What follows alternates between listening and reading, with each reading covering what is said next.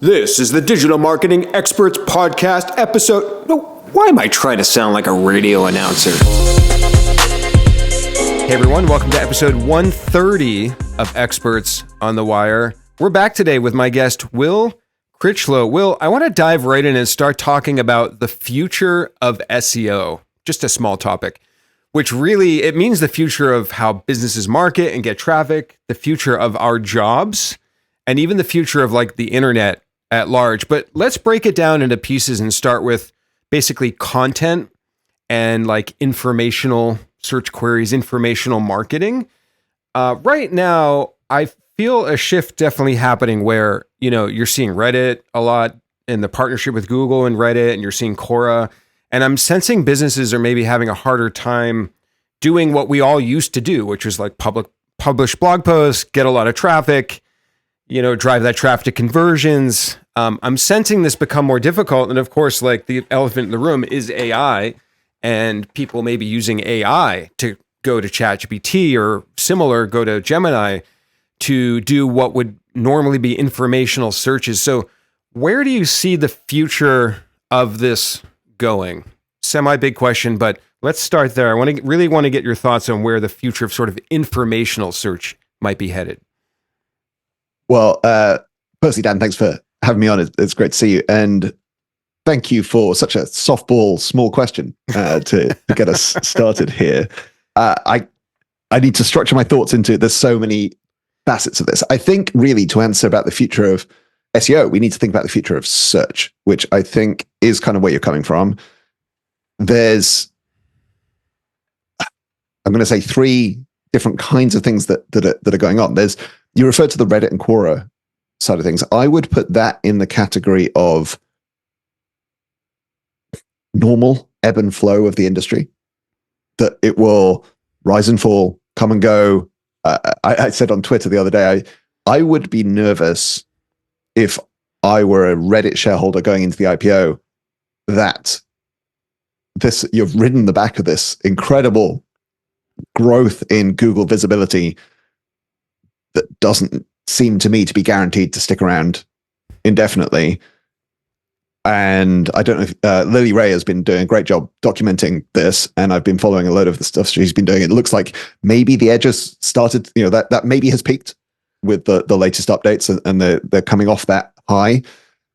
Not that I think there's Reddit user, nothing I think there's anything wrong with it, but just that often these things overcorrect in a direction and then dial back somewhat. And I think especially, unfortunately, when the whole marketing industry gets a hint of it, it starts getting abused. And again, Lily has been documenting this, that a lot of the threads that rank highly then get spammed on Reddit, which turns them into a kind of Google spam, I guess, even if they weren't in the first instance. Right.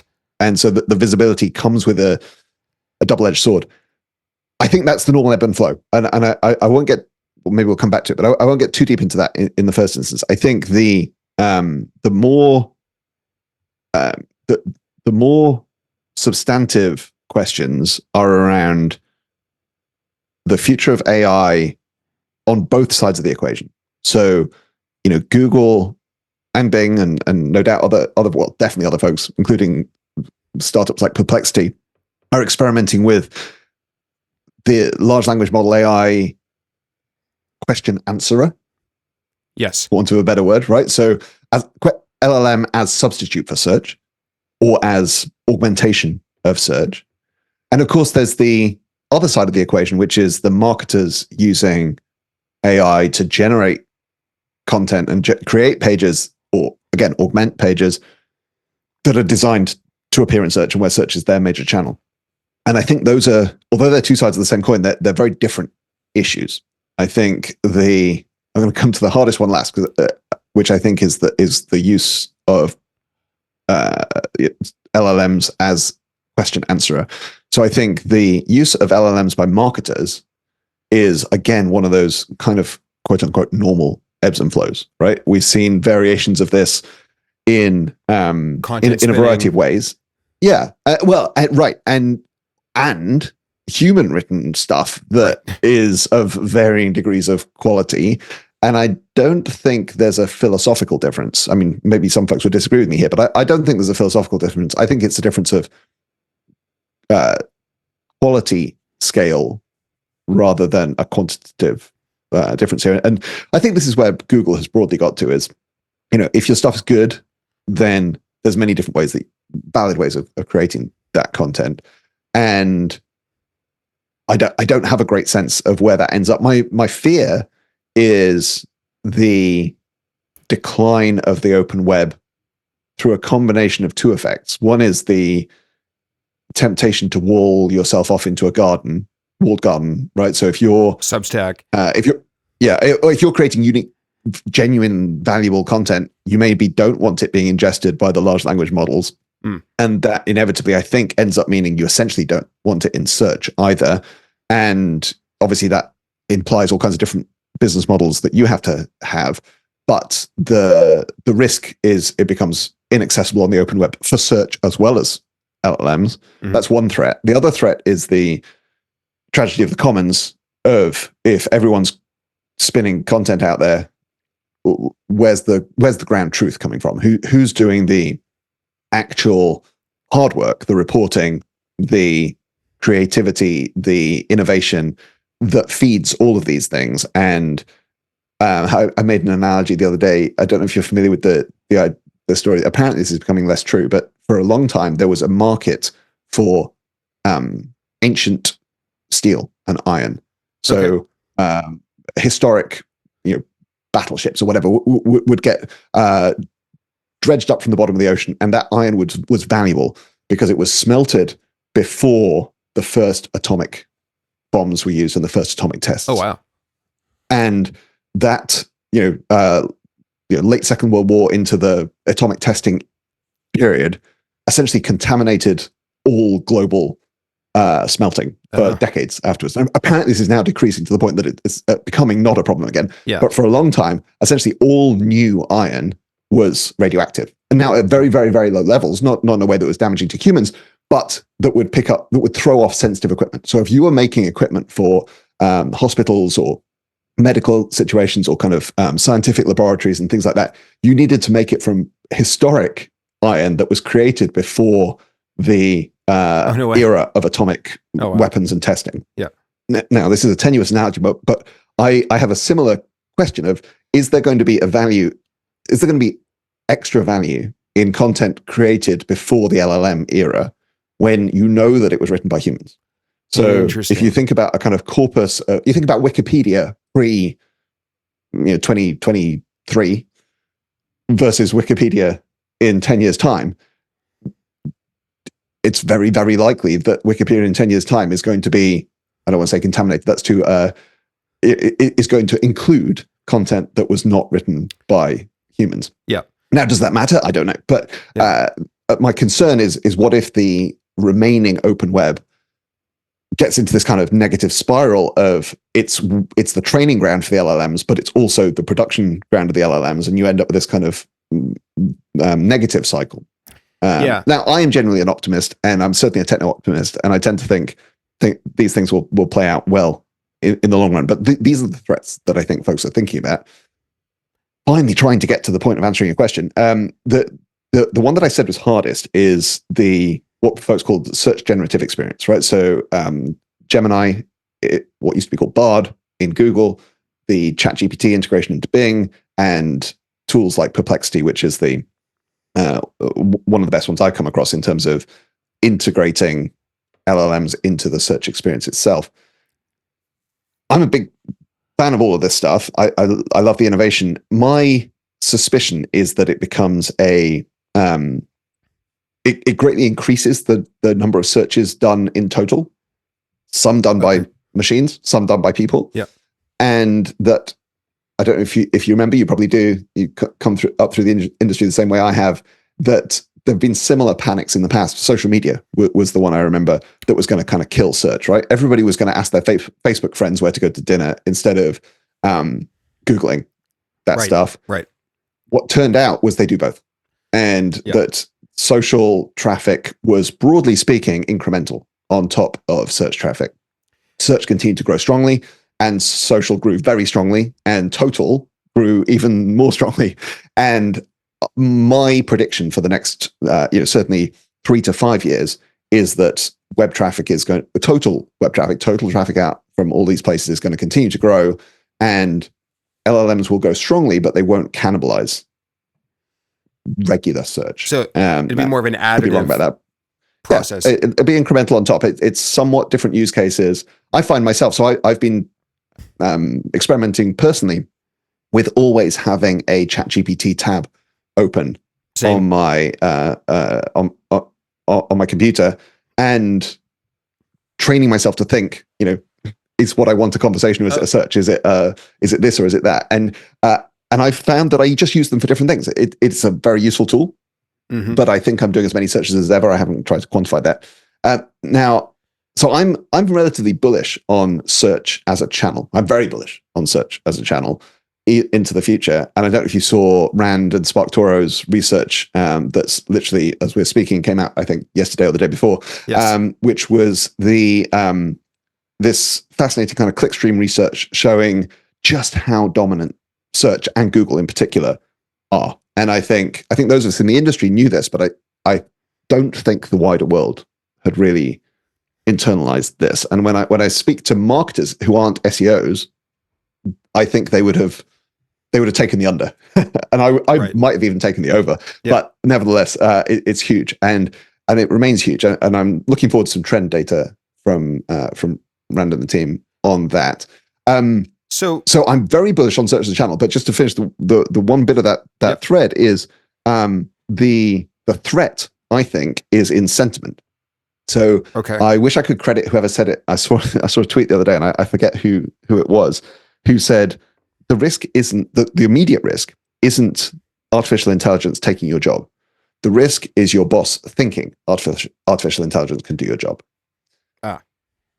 Right? And that is a threat both to you and your job and to the company, because the job ends up getting done badly. And I think I would paraphrase that or draw the analogy into our world, which is that the threat isn't the real threat of AIs on search or on SEO. It's the threat is on folks thinking that it's going to take over on it, and therefore not investing, not taking it seriously, not realizing that it's still this hugely dominant channel that is still amenable to the kind of marketing that we've talked about for many years now. It's almost like psyching yourself out with fear, thinking there's a problem, and then reacting as if there is a problem, rather than overreacting or reacting to a thing that is an opportunity as if it was a threat, and so forth. So what about back to the problem though of the search result quality is getting worse? And again, I'm just focusing very much on like informational searches, not e-com, not services, etc. Yep. What about that problem? Like, I work with a precious metals website. I have for 5 years. And over the last year or two, I have seen the quality of search results go very much downhill when people are searching about coins and precious metals. And it becomes this very echo chambery sort of space. And then I do wonder, are users going to not want to search Google, not trust those results? Or are they just going to go straight to maybe one or two particular websites that they like and search in those particular sites? So I'm wondering about the possible effects of just search getting worse because of a lot of the things you illustrated. And yes, maybe there'll be more people searching, but maybe that will be negatively impacted by the fact that the quality may suffer. And why do we Great question. What do we do so about that? I want to challenge the premise slightly, not actually challenge it, but question the premise, which is, I think the challenge that we all face on the outside looking in is one of scale, in understanding, right? We were just talking about the scale of search, right? It's almost unimaginable, and it's certainly unfathomable, quite the volume, scale, and long tail nature.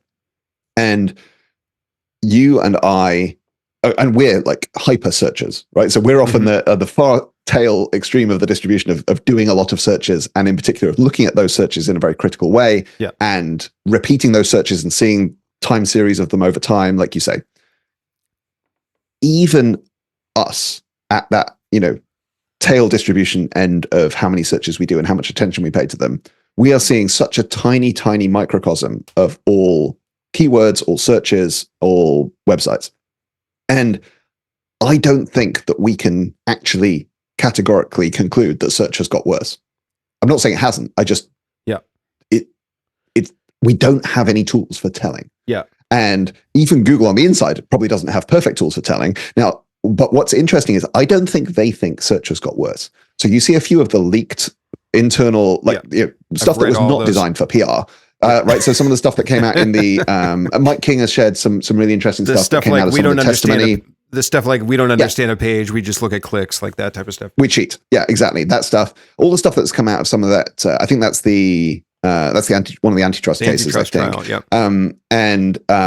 yeah. Those are presentations that were not designed for external consumption, and even in there's a lot of questioning this thing of like people, as you say, people on message boards. You see it on Hacker News is like the classic. It's like search has got so much worse, and the inside Google, I think they're saying, well, not according to our metrics, it hasn't. And yet, I totally see what you see, and I append Reddit to some of my search queries as well. So this is there is something going on, but maybe I think it's possible for both things to be true. It's possible for a certain class of queries to have got worse, and yet the scale to be so dramatic and to have improved in depth and quality in other areas that net quality is still up, even possibly on those informational searches that we're talking about. So that's a long premise onto, but let's for a second assume it is true. Let's assume that it has got worse in certain areas. Again, I remain an optimist. So I think back again to, I tend to think history does rhyme. The 2009 to 2012 era of search, right? So for folks who weren't in the industry back then, what we saw in the late 2000s was an explosion of database-driven content, right? So in 2005, it was a lot about there was a lot of kind of on-page spam concerns that what went from on-page spam to what I would call like website expansion, right? Google actually funded a lot of this with their AdSense program. So, which is a fascinating quirk of history, that Google essentially paid for the expansion of the web that they were the only ones who could index. So Google got better at indexing than every other search engine, then funded the expansion of the web through their AdSense program, basically so that they had more content to index. And if you remember, that was the era of like real estate websites exploding, right? So in the UK, we're talking like Find a Property and those kind of websites. In the US, I guess, be Zillow and those kind of folks who had these databases of information that were largely offline, and they either created or produced that information and put it online. And this was the era when if you could create a page, Google would index and rank it. So, houses for sale in micro area, zip code, whatever. Yeah. If you had that page, that would get indexed, it would rank, even if the answer when you actually click through was, we have no properties for sale in, this tiny little place. And so what we saw in, I would say 2009-10 was the explosion of this low quality content. It wasn't necessarily spam. It was just, these pages aren't good. They exist, but they shouldn't be indexed. Right. And Panda was basically the long-term solution to that problem, which was applying machine learning onto human kind of level quality heuristics. And of course, then Penguin was the link equivalent, which I think was 2012. And so that era was the last major wobble I remember in search quality, of where normal people, well, maybe not quite normal people, non-SEOs, but still very technical folks typically, were going on Hacker News and were saying Google search quality's got terrible. And the search engineers were like, yeah, we see what you mean, and we've got a plan, broadly speaking. And so I think to the extent it is true, and whether it's in those niches or whatever it might be, I think it's just part of the kind of normal arms race, and that we will see that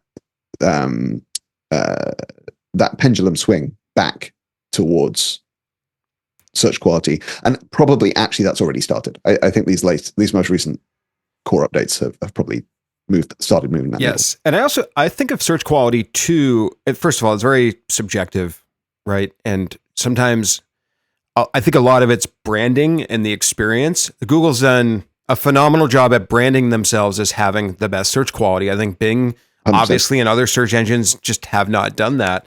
And I also think about for myself and maybe other users, but again, maybe I'm just tunnel visioned as like a, ultra hyper specific use case. But I have found myself going to ChatGPT to search for something that I might, or look up, get information about something that I might have gone to Google for, simply because I know my experience is going to be ad free.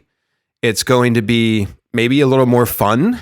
It'll be a little less frustrating because I'm going to get served. I asked it, what are some ways to quickly and easily clean snow off of my driveway and my property, right? Because like that's a pain point for people here in New England. And it spit out 20 really good ideas that I'm sure I could have gone to Google to figure out, but it was so much quicker and easier. And that's like a search that's not life-threatening or like, in the financial or medical space. It's a fairly safe search to kind of quote unquote trust the large language model. And so I do wonder about that though, right? Because I find the ChatGPT experience in certain ways to be better than Google, and sometimes less work and less effort. So these are things that I see, and and you're happy to have you kind of respond to that. But all of this to me leads to the question of, it sounds like your opinion is businesses should definitely still be full on investing in content marketing, in blog posts, in articles, in publishing information. Because that's what I fear is businesses not doing that. And then that affects our jobs, and it affects, like you said, maybe even the results businesses can get.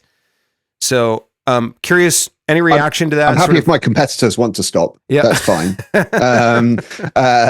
I think even if you're in the, so if I'm the bull case for organic search, even if you're the extreme bear, even if you're like this whole thing it's a house of cards that's falling down, I think you shouldn't be stopping investing yet, because right now Google is still the behemoth, and the early adopters of the other, even you could have extreme success in the newer channels, and it wouldn't touch the edges of a 5% improvement in your just percentage of traffic visibility. What about thinking about future proofing? Like if I'm future proofing is fascinating. Yeah. So I tend to think that actually the tactics are more future proof than the strategy, weirdly. Right? So I think there's a very good chance that even if you're that extreme bear and you think, what should I do? The answer is still produce a bunch of content that explains why my stuff is better than other people's stuff. Yep. And make sure it's highly visible and promoted in the right places and quoted and referenced and linked to, and et cetera, et cetera, et cetera, because that's what will lead these future models to recommend me over other people. Right. Now, that is fine if you're a SaaS provider, e-commerce site, like you sell things. The major challenges to the media ecosystem, because it's fine if you're you're a purveyor of blue widgets, and ChatGPT isn't going to sell the blue widgets, right? Ultimately, something is going to recommend that folks buy it from you or from your distributors or whatever it might be. Yeah. Whereas if you're a media company, I think then you need a very, very different approach, and that's less my game these days. So I have some opinions, but I'm a bit less informed. I spend a lot more time playing in e-commerce, travel, real estate, jobs, those kinds of verticals than I do in the media vertical these days. So yeah, that's a different game, and I think it's going to be very, very interesting to see how the legislative environment plays out. And I think you can make exceptionally strong cases. Well, say exception. I'm not a lawyer. You can make plausible cases in both directions for some of these cases that are before the courts right now. Yep. And I suspect what that ends up meaning is different results in different jurisdictions, right? The EU is going to have a different view on this to the US. And I don't know which way around they'll go, but whichever way around they go, they'll probably end up different. And I don't know quite what ends up happening in those worlds. I think just going back a second to the you described that kind of use case where you're searching for snow clearing methods. I find it fascinatingly I think my experience has not been universally as positive as it sounds like yours has. So the challenges I find with trying to use ChatGPT or like in those ways is even setting aside the truthiness hallucination stuff for a second, because I agree in that particular use case, it's fine because you can apply your own, if it recommends a flamethrower, then, you can be like, okay, fine. I see where you're coming from, but I'm not going to use a flamethrower. But I actually find it slow in many cases. I feel, and maybe this is my kind of the way I work, but I feel like I have to give ChatGPT a longer prompt, whereas I just Google snow clearing methods, but I wouldn't just type snow clearing methods into ChatGPT. I'd type something much longer. So that's part of the slowness. And then the generation takes a while, right? It's like doing its little typewriter thing, kind of, spitting out a word at a time. And especially if I want different perspectives or I want a particular kind of perspective, and this particular example is probably not good for this, but if you imagine something like maybe you're searching like mental health or something where you want exactly, or I mean, I've actually got some in mind, but I'm not going to go there. There's some quite political searches that I did the other day, and I don't want to get into that realm, but I did one particular search.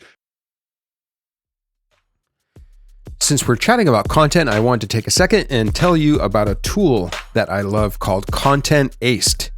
That's Content ACED.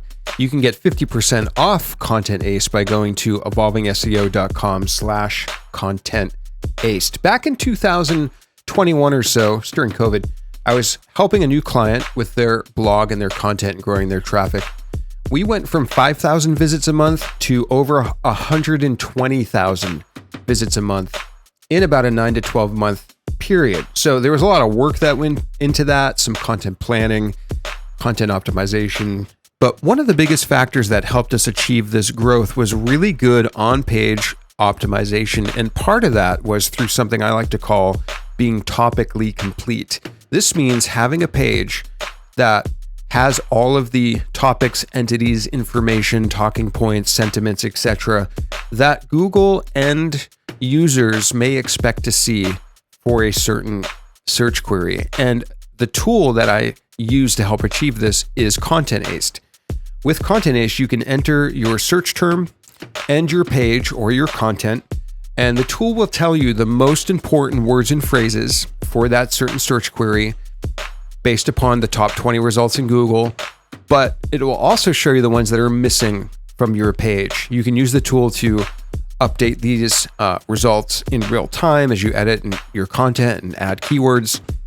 And the tool automatically prioritizes these terms for you, and it pulls examples of other sites using those terms, and it groups them into similar topics. So it makes it easy to take a look at the results, look at your content, and determine how to make your content a lot better and thus more rank worthy and better for users. So go to evolvingseo.com/Content Aced, ACED. They are not an official sponsor. I'm not currently taking sponsors, but I am an affiliate of Content Aced. I love the tool. I do not let clients have any content go out the door without using it. And we've used it to a lot of success. So hopefully you can get a chance to try out that tool for 50% off at evolvingseo.com/Content Aced. Now back to my conversation with Will Critchlow. Because I wanted to know the answer to something that I felt was like semi-controversial. And I tried to get the answer from ChatGPT, and actually Gemini refused to even answer me. It was like, no, I'm not going there. And that's probably post all these issues they've had with image generation. ChatGPT gave a very bland, like kind of useless answer. Yeah. And Googling it gave essentially both sides of the argument. And I was able to kind of click through to, and the branding knowledge I had of the different sites told me, well, if I click on that one, I'm going to get this perspective. And if I click on this one, I'm going to get that perspective. Now, maybe I could have teased that same stuff out of ChatGPT if I'd been prepared to craft the prompt the right way. Yeah. But that cognitive load would have been on me. And I think maybe it's just like, I'm an advanced searcher, but that meme of the normal distribution where it's like the extreme left hand end ends up doing the same thing as the extreme right hand end Yeah. and then the kind of normal people are doing something different. I kind of wonder if you've got folks like me who want to stick with searching, and the extreme normal people, right? Like, I don't think my mum is going to move from Google to ChatGPT quickly overnight, anytime soon. And, you only have to think, how long did folks still use AOL dial-up, or, even when there were radically better options available. So even if this thing is a step change, it's going to take 5 years, 10 years before Google gets knocked off its perch. And the thing that knocks it off is quite likely to actually be susceptible to some of the same marketing techniques and approaches that we as SEOs have used anyway. This is all kind of, I don't know, bit rambling, very long answer to different facets of the question. But I think that speed and ease thing does cut both ways, and is an area where we're going to see.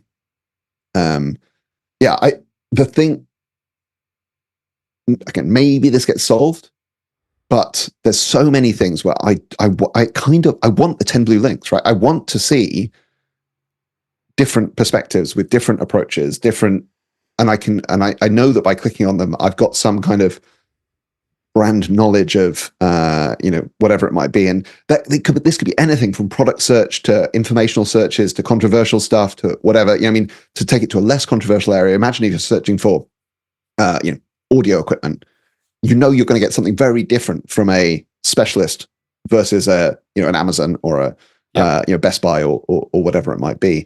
And there's something, I think this is if this kind of chat interface is the future, this is a threat for Google, where Google, I think, is less well positioned to be the one sole answer. Google is very well positioned to be like, here are all the answers that are out there in the world. That's what they do incredibly well. I think you see it with their Gemini, the image generation problem that we've seen recently. As soon as they say, here's the one answer, this is Google's answer, you're in a world of political torment, small p political, like just like that one answer cannot possibly be the answer that everybody wanted. Whereas when you're talking about a search results page, a single search results page can be much closer to the answer that everybody wanted. And I want to chat a little bit more about e-commerce. And I know with your company's Search Pilot, where you do A/B testing, split testing on SEO, everybody should check that out. It's an amazing product. We chatted about that last time you were on the podcast. But I do want to talk a little bit about the e-commerce space. So a little less as it relates to AI and large language models and ChatGPT, and more as it relates to changes within Google. Like within the last year or two, you're seeing faceted nav, you're seeing merchant listings in the regular results, images that are also kind of merchant listings. You're seeing ads in the sponsor results at the top that scroll on a carousel. I work with some e-commerce sites, and one fairly large one in particular, and we're all concerned about seeing changes in the e-commerce space. I go and I look in some of the search estimate tools like SEMrush, and I look at some of the big retailers like Macy's and Nordstrom and Kohl's, and they're all down in traffic over the last year. And there's a lot of things to unpack here in the e-commerce world, right? Is it less people searching? Is it more stuff going to the merchant listings and now we're not able to track and attribute that? Is it more competition? Like, is Google stealing clicks because you can just kind of shop right within Google Shopping? So I want to unpack that a little and eventually sort of try to arrive at, like, how are you thinking about moving forward in the years to come as an e-commerce company? Great question. It will be no surprise to regular listeners of my opinions, and maybe even somebody who's only heard the first half of our conversation, that I'm bullish on the future of e-commerce as well. So my bet to the answer to that specific question is that it's competition. Primarily. That's the biggest thing. There's competition front, because I'm looking across the board, all the top retailers, when I look in SEMrush, they're all down. Right. Zappos, Nordstrom, Kohl's. Total e-commerce revenue is up. Okay. Right? Yeah. People are spending more money. People are spending more money on online than they ever did before. Now, that spiked during COVID, of course. Mm-hmm. And there was that question of, did it pull forward aggregate demand? And I think, interestingly, in the UK, it stayed higher. And in the US, it's reverted to the trend line. Okay. But the trend line is still growing. Okay. And Benedict Evans is a very interesting person to follow on this. He does a load of deep dives, and I think his most recent, I forget what he calls it, like kind of State of the Union type, like State of e-commerce, big presentation, has a load of this data in it showing trend lines and all these kinds of things. And he has this line, folks talk about Amazon as dominant, potentially even monopolistic. And as always, it depends how you define the market. If you define the market as e-commerce, then maybe. But if you define the market as commerce, then e-commerce is still only whatever it is, 8 to 10%. I forget the numbers, but it's still, there's so much commerce that is still to move online, and it is continuing to grow. And so I think this is the distinction again between the kind of media ecosystem and the e-commerce ecosystem. Right. If you're an affiliate, then you have threats from Google taking your clicks. If you're in e-commerce, you care about the sales. So if before it took, and this is kind of Google Shopping, or all those kind of like, what if people stay on Google longer and only the final click comes to you and then they buy?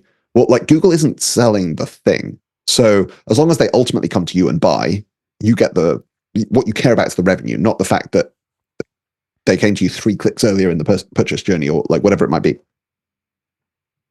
There's a load of asterisks and caveats around all of this, but I think my view is more dollars are being spent online than ever before. And I don't think, back to the Bezos type, he had this thing in the early days of Amazon, and which I think persists today, of what are the long-term truths in your industry? Okay. Right. So in Amazon's case, he's like, Bezos's bet for e-commerce was folks are never going to want less choice or higher prices or slower shipping. I remember that. Yeah.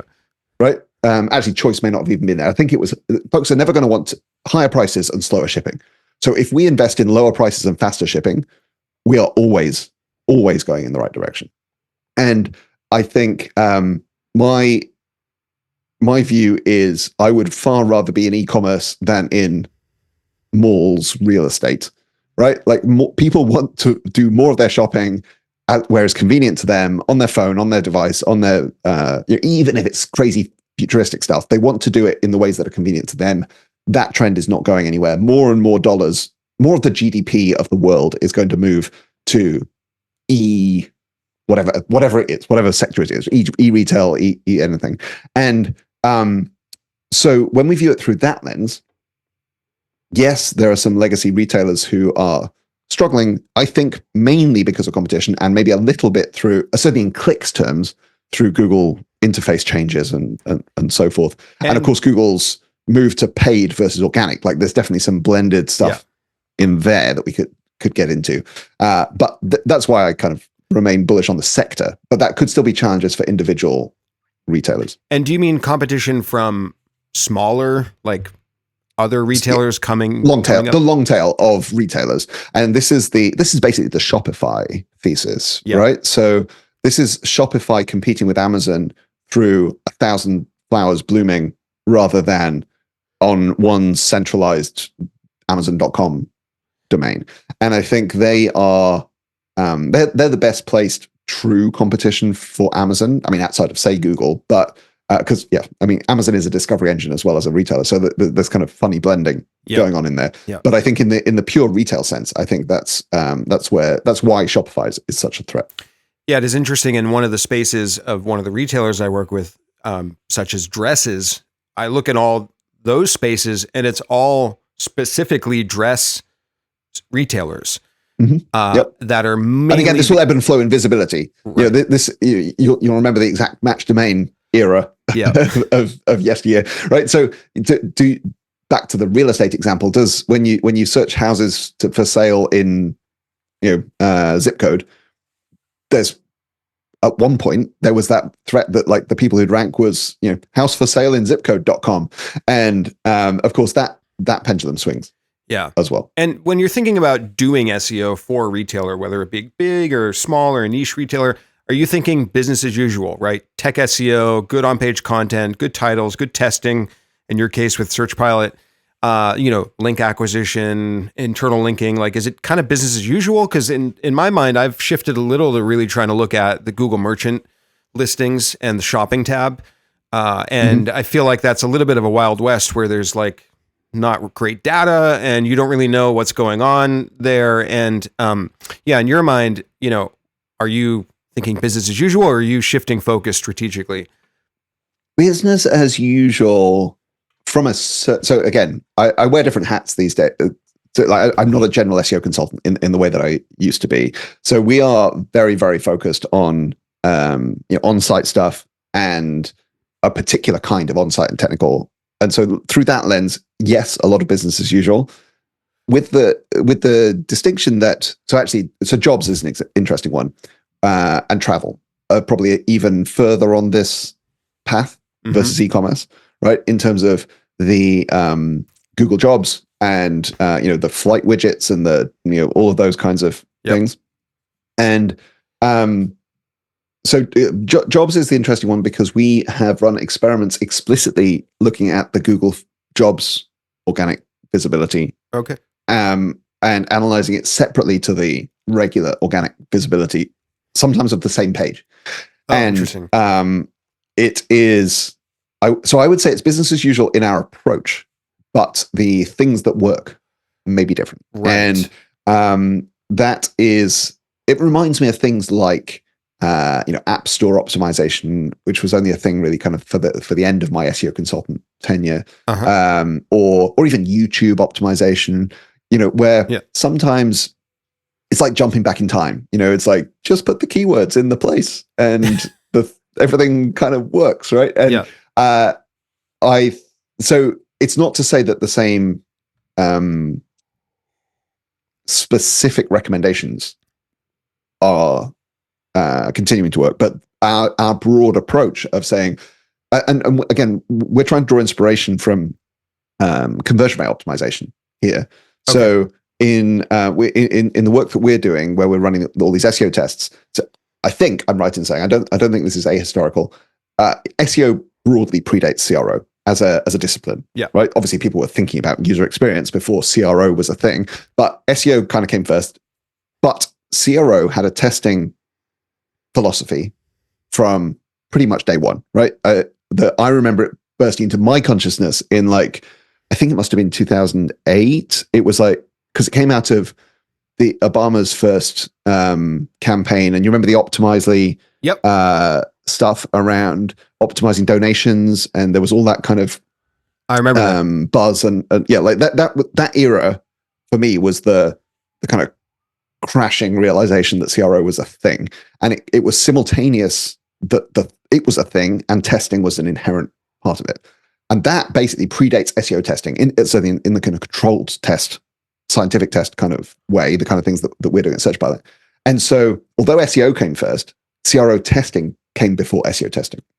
And so I've been spending a lot of time recently learning the lessons of CRO testing because it applies to what we're doing. And to try and answer your question with it, the point there is that the biggest shift, I think, that kind of tactical shift that we've made is in our hypothesis development, which is now tends to be, previously it might have been much more skewed to best practices, or SEO audit says X, so let's test X.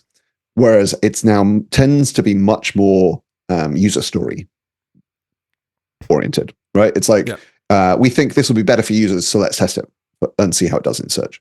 And that's not necessarily a big tactical change, right? The change might be the same thing, but the mindset evolves, and that's what we're talking a lot more about these days. Are you thinking about anything at Search Pilot as a CEO, as a business owner, to future-proof your own business? Right, you have a product that serves people doing SEO, and how are you thinking ahead to what you're doing at Search Pilot? So it's I've got a yes and a no answer to that question, and I can't work out which one makes me sound stupid. So I'm going to give you both of them, and the audience can judge. So the yes answer is of course I'm thinking about future proofing in the future, and I'd be crazy not to. And we have some initiatives, right? So we are doing a lot of the two big things that spring to mind. Is one is we're paying a lot of attention to the cookieless future. So consent, data, how can we do this stuff in a completely no PII way, which actually is very compatible with our approach. Like we don't actually track, we don't need to track humans across sessions in the way that some other kind of analytics and testing does need to. So this is not wild for us, but it's just like, okay, let's make sure that we can be at the forefront of doing this stuff in completely anonymous ways, because it definitely seems like that is the way that the regulation is trending. When you see the EU stuff, the stuff coming out of California, increasingly where California leads the federal direction, kind of just because of the center of economic gravity. And if you have to do it for California, you kind of have to do it for the whole of the US anyway. So, right. So we do quite a lot of that kind of future proofing. Can we operate in a world with no Google Analytics? Can we operate in a world of those kinds of things? And so there's a lot of that thinking, and a lot of we're doing a lot of conversion rate testing. So our platform, it's a relatively less known feature, but you can run a conversion rate test through Search Pilot, mainly because we built the feature for what we call full funnel testing, which is where we're testing a single change to understand its impact on both conversion rate and organic visibility. Oh, interesting. Because if you imagine a classic example is removing or adding or whatever a bunch of text copy to a product listing page, PLP in e-commerce language, like a category page. So you've got a category page of, I don't know, you said dresses earlier, right? So black cocktail dresses. You've got a black cocktail dresses category page. How much copy should be on that page? How many words versus just a list of dresses? And it is quite easy to imagine that the answer might be different for conversion rate and for search, right? You might rank better if you have more copy, but you might convert better if you have less copy. I'm not saying that's always the case, but it's certainly possible to imagine that being the case. And so we run a lot of tests that are what we call full funnel, understand the impact of each bit independently, and then you can put it together into a combined impact. All this stuff is what I see as future-proofing us versus some of the questions that you were asking. However, my no answer is we are a tiny startup in the grand scheme of things, right? And even in, again, pick the worst bear case you can imagine for Google. Our market is so big for the next 5 years, certainly, and you can't plan a startup on a 10-year horizon, right? So you can barely plan it on a 12-month horizon, and so over the next short term, like we're all in on search, and we are hyper focused. And actually, my risk is, you ask a question like that, and I spend the next 2 weeks going, what could we do in these different features? Whereas like our opportunity right now is not that. Our opportunity is saying we can be 10 times, 100 times the size this business is right now, no matter what happens to Google over the next 3 to 5 years. Yeah. And we should stay focused on that goal. I ran a poor person's version of that test once. I worked with the e-commerce site and ran Hotjar on their category pages, because they had those category pages that had like 1,000 words of text below the category listings.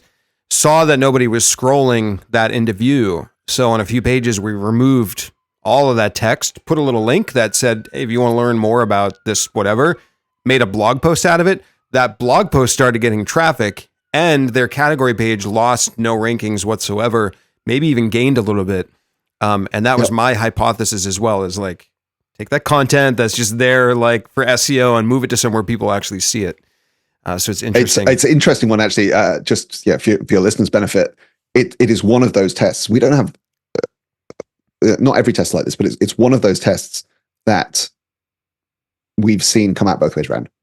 Right? We've seen interesting. It's probably positive impact of adding, positive impact of removing, and I think it's situational. It depends on the website's quality. It depends on the competition. Depends on the niche. Depends on the all kinds of things. The quality of the content. Some products need more of a information explanation. Or depends on the vertical. Yeah, for sure. Yeah. And your differentiation as a retailer. When we spoke in 2021, which is the last time you were on the podcast, we talked about is it that long? Yeah, we talked about Google at that time deciding to take nofollow as a hint, not a directive. And you mentioned some internal linking experiments that I think you were maybe just at the beginning of running, and you also mentioned the possible ability to extract findings from those to apply to external links.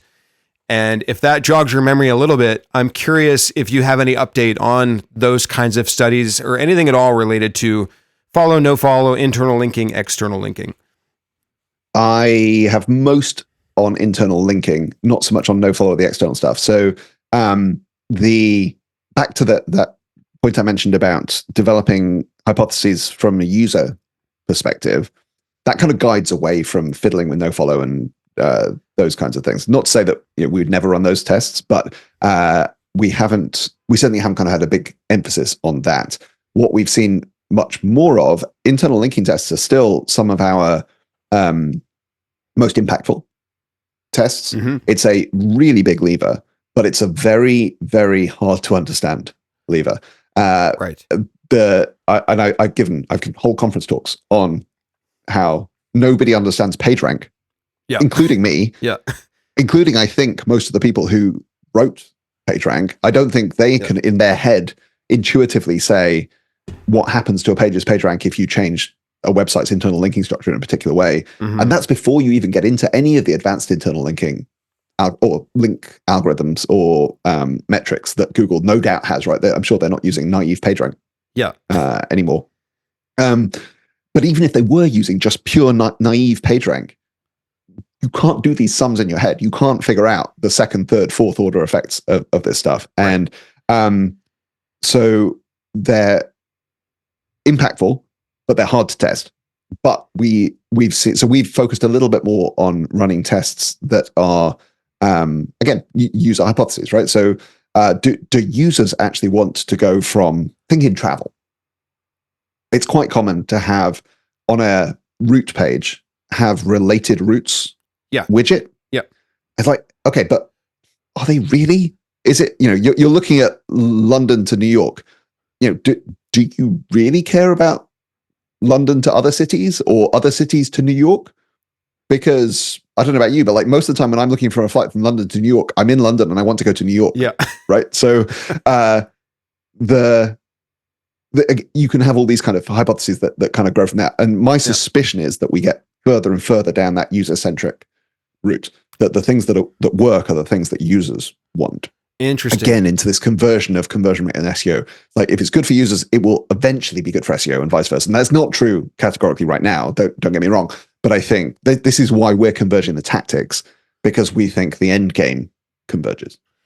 We also chatted about core updates in 2021. At the time, your view was that core updates were something where Google was learning about what websites were good or bad, and you could only see big changes by waiting for the next core update. Has your view evolved or changed at all on core updates in the last 3 years? And we've just seen a couple other big ones recently too, or is it pretty much the same? Probably pretty much the same. I don't remember everything I said, but yeah, I mean, certainly that kind of summary broadly is kind of still how I think about a lot of it. I think I wrote a post about this and I don't remember when I wrote it, but I think it was since then. So I think the post I wrote probably, if folks want to go and check it out, probably has my most up-to-date thinking on this. I think broadly, again, back to that Bezos bet thing, I think one of Google's bets has been folks want the most up-to-date. Right, this is why they invested in caffeine and those kind of crawl infrastructure improvements. Right, so real time, and this is one of the original frustrations with, say, ChatGPT was, it was like frozen in time and it couldn't answer any questions after a certain point. And I think a surprising amount of my search volume, my personal searches, are for things that are very recent. And actually, I find myself applying the in the last day, in the last week, in the last month filter more often than I suspect most users do. Yep. I literally just did it just before we came on this call. I was looking for, so I got a Logitech mouse, and I mentioned to you I'm setting up a new laptop, and so I was installing the software on the new laptop, and it tried to get me to install the Logi Options Plus software. And last time I did that, it was a complete I don't want to swear on your podcast. It did not go very well, and I had to uninstall it all. And so I was searching basically, is Logi Options Plus any good yet? And the first results were all 2022, early 2023, and so I was applying that filter to be like, no, I want to it's telling me there's an update. I want to see people in the last month. And sure enough, and back to our earlier conversation, there's a Reddit thread from like 2 weeks ago of somebody saying, no, it's still garbage. Like steer clear. So what was my point? Speed of updates is so on my Bezos style bet is that the core updates will become more and more real time and less of a batch process. Okay. Everything Google has done has started as batch and become real time. So you remember the Google Dance way back in the day, right? So indexation, or just regular indexing of pages used to be a very much a batch process.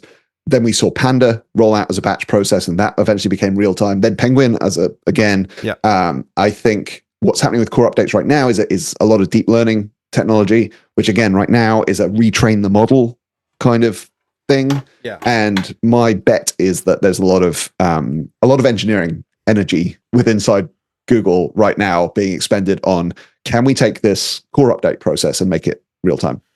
And in 2021, you also talked a little bit about the SEO community, and you were concerned, but not super negative, on the ability for new people to come into the SEO industry, maybe make a name for themselves, or maybe at least, be able to get a job or be successful in whatever way they want to in the industry.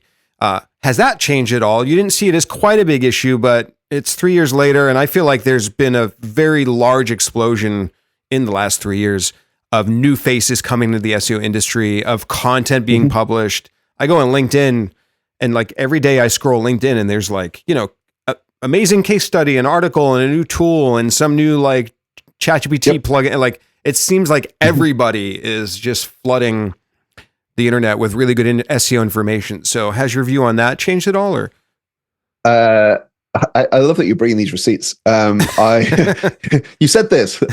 So I have some concerns still. I would agree with everything you just said. There is tons of phenomenal talent out there and tons of new talent, and it's great. And it's also way more diverse than it was back in our day, right? It's coming from all around the world.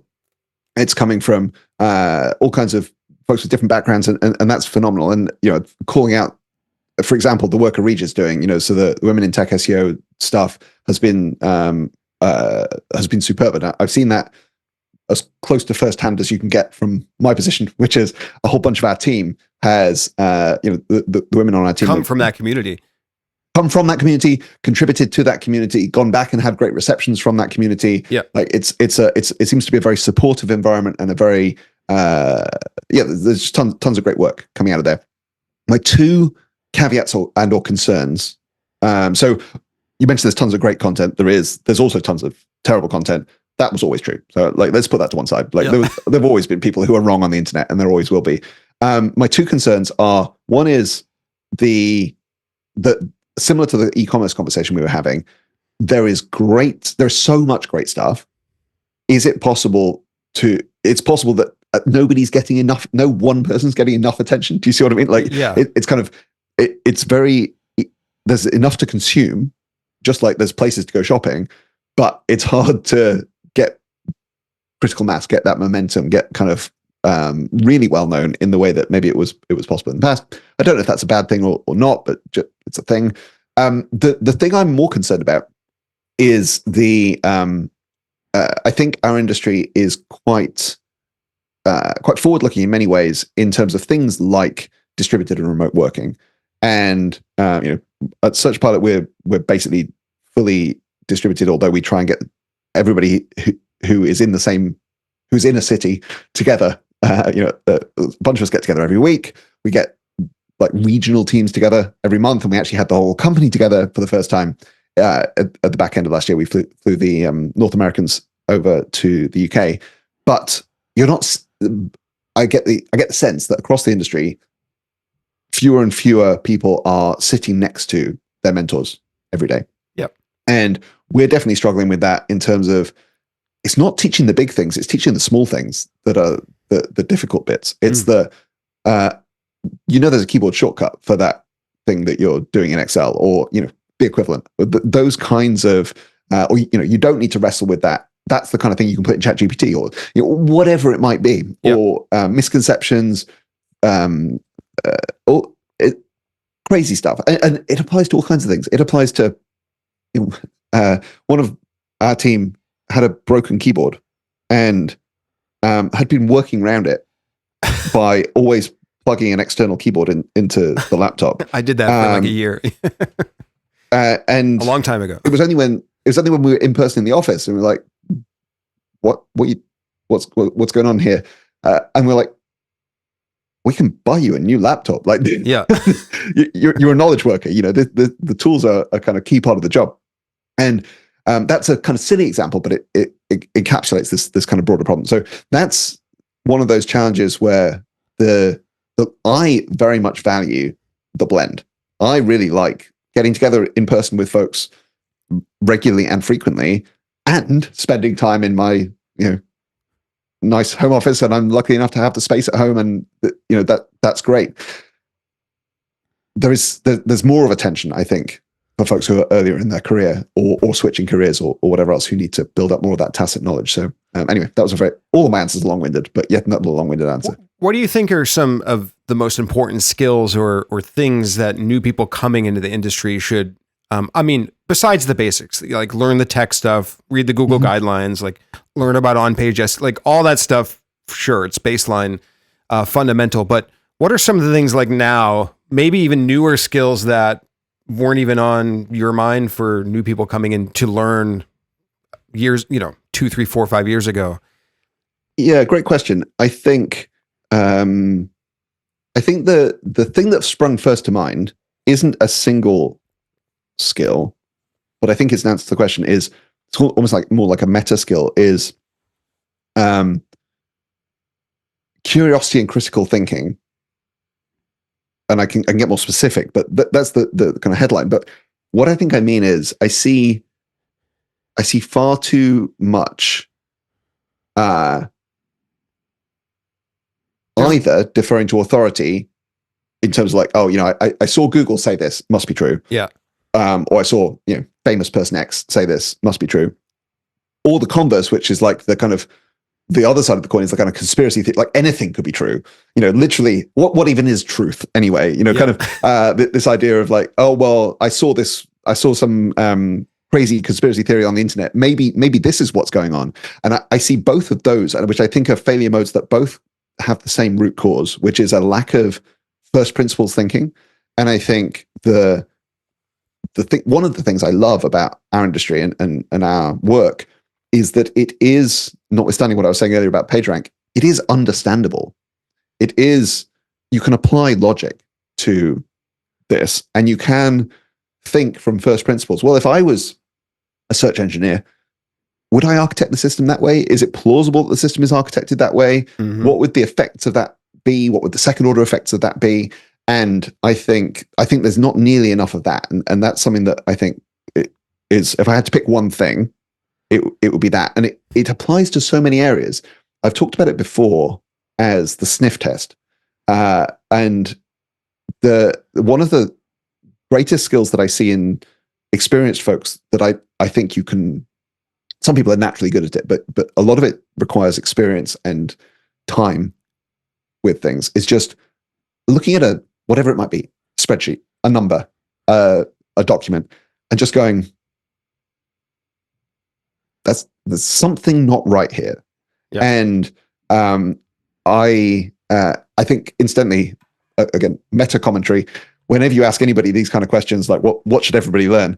Inevitably, they start talking about things that they themselves are good at, because I think that's how we're wired. But this is something that I think I am quite good at. And I've had the feedback I am, because I annoy people when I'm particularly annoying to finance teams who bring me like P&L spreadsheets. And then I'll be like, there's a mistake in like cell H16. They're like, how did you? I'm like, well, it just didn't look right. Like, I just don't think that's the right number that should be in that cell. I'm like, you have to kind of build up and develop these skills. And I think that they're facets of the same way of thinking, which is like, this stuff is understandable. It's all logical. It's built on foundations and frameworks of people thinking hard about how to do it. And if you can understand that and put it together, that's a superpower. One other thought, which I'm not going to credit the source of because he's gone kind of off the rails, and I don't want to even give him any more airtime. But someone said one of the ways to really get ahead in your career is to be really quite good at multiple things. So, because one way is to be the absolute best, right? You could be the best illustrator or the best writer or the best whatever it might be. That's really hard. Yeah. Whereas being the top 10%, still hard, but like doable. Be in the top 10% at 2 or 3 related and complementary areas, and you maybe become the 1% of that intersection. And it's much easier than being like the elite of the elite at the one skill that everybody is fighting for. Yeah. And so whatever you pick those things to be, right? Whether it's stuff I'm no good at, right? It could be design and writing and technical SEO, right?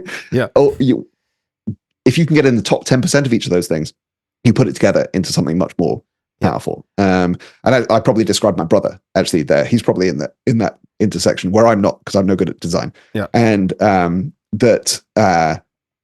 think, so somewhere in that ramble is my advice for folks who are early. And that's Tom Critchlow, who's been on this podcast before. Much longer. People get us confused instantly. So people still come up to me at conferences and are like, I love the SEO MBA. I'm like, well, that's great. I'll let them know.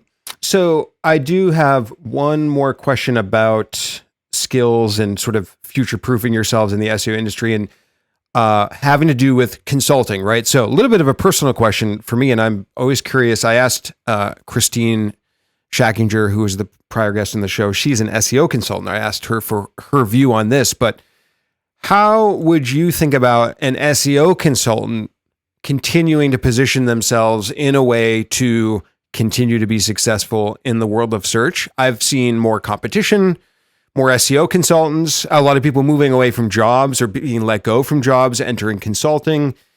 And I'm always thinking about how can I continue to, sustain and grow and provide good services. So what would you think about that from the perspective of an SEO consultant?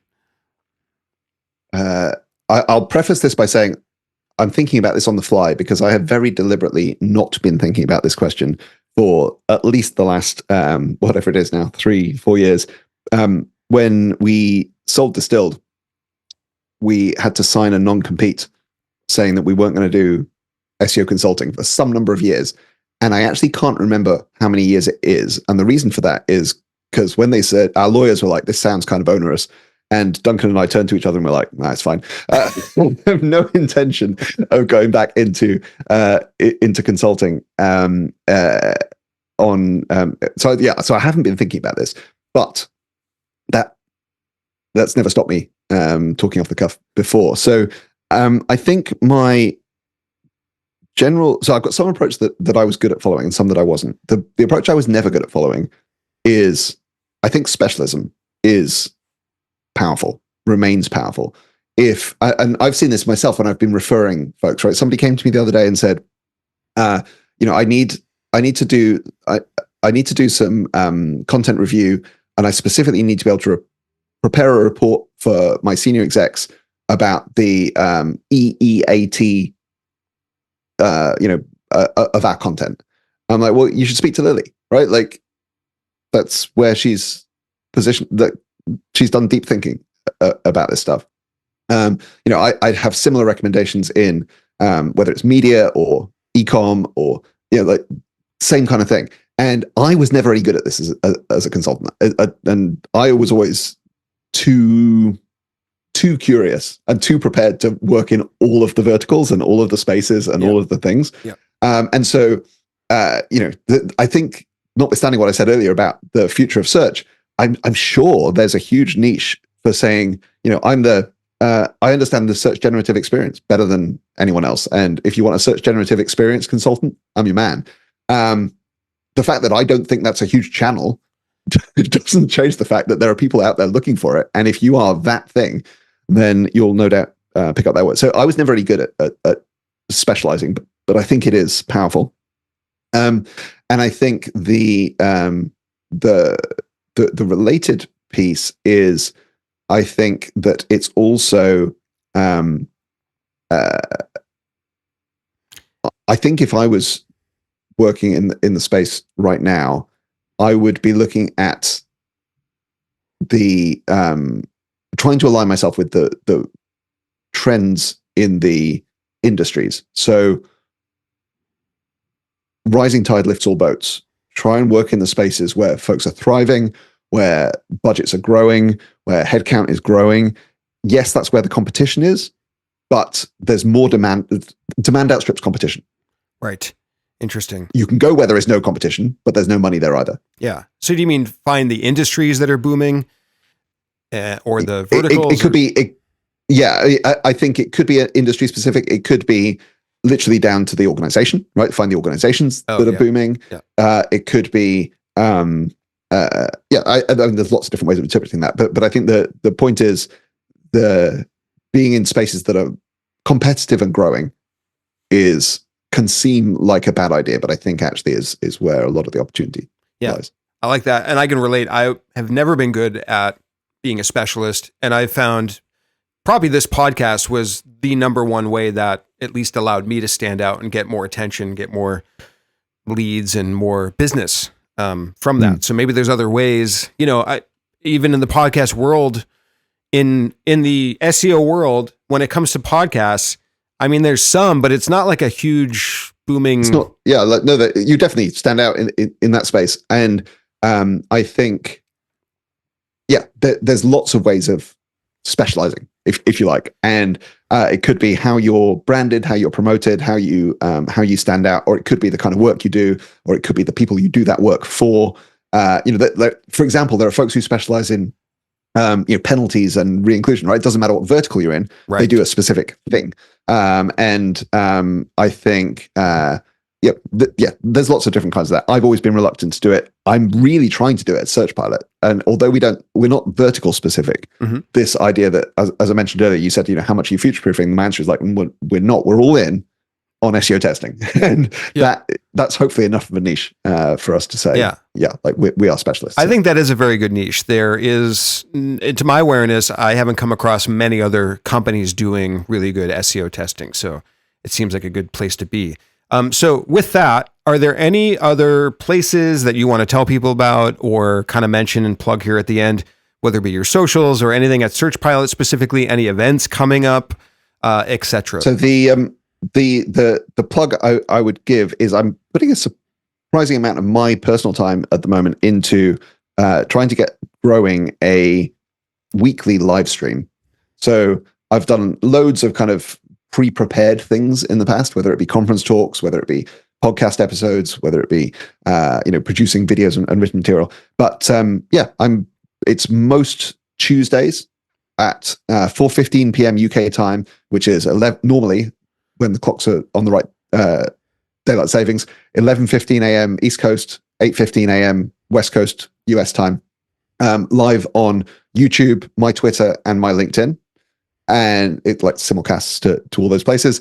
It's a bit of an experiment, but it's kind of fun. It's fun doing something live. And I basically what I'm trying to do is bring together a combination of timely, newsworthy stuff. So commenting on things I've read in that last week, bigger picture things that I've been thinking about. And of course, there's a trend through line of things we've learned at Search Pilot, what tests we've been running and so forth. Yeah.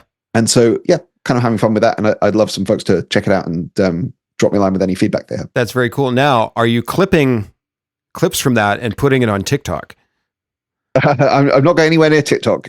We need some right good now. information. I'm this close to doing SEO information on TikTok because it is scary out there. So I don't even have TikTok, the app. Okay. I'm kind of hoping that by the time I get tempted, somebody's going to ban it so that I never have to get into TikTok. Maybe YouTube Shorts or something? yeah, I should definitely be doing YouTube Shorts and Instagram Reels and those kinds of things. And all of that stuff is coming. For now, I'm just trying to work on the content. But yeah, we're trying to get the engine of pushing that stuff out there. And just is all your socials Will Critchlow, and certainly the relevant ones. I'm on mainly Twitter, Threads, and LinkedIn. Okay, and I'll put all the links in the show notes at evolvingseo.com/wire. Are you doing any events? Is there any? I haven't paid attention to Search Love or anything like that. Is that stuff happening? So I will be at. I think we're going to be at Brighton. In Brighton, so the original Brighton SEO in Brighton, and they've now started doing one in the US, which I'm sure some of the team will be at later in the year. Search Love is no more, unfortunately. Okay. So yeah, there's no more of that. We're doing a few other stuff. We're doing eTail in London and some US events later in the year that we haven't kind of fully locked in yet. But yeah, I'm hoping to do some US travel. Great. Later in the year. Definitely try to catch Will in person or at least live on Tuesdays. Sounds like a really great live experiment you're doing. So with that, Will, thanks for joining us in episode 130 of Experts on the Wire, and we will talk to everyone next time. Thanks for having me, Dan.